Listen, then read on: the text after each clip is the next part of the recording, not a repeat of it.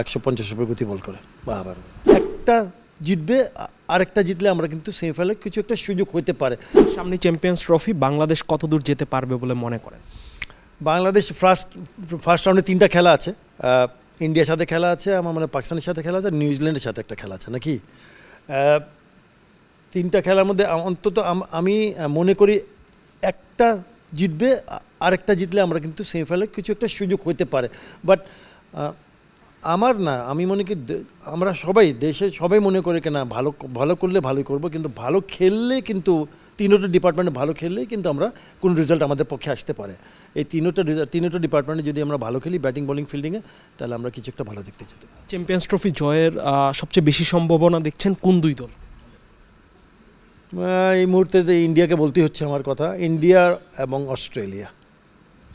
শেষ প্রশ্ন, commentary box থেকে যাদের ব্যাটিং দেখেছেন এর মধ্যে সেরা ব্যাটার হিসেবে কাকে বলবেন, এবং বোলিং যাদের দেখেছেন তার মধ্যে সেরা বোলার কাকে বলবেন?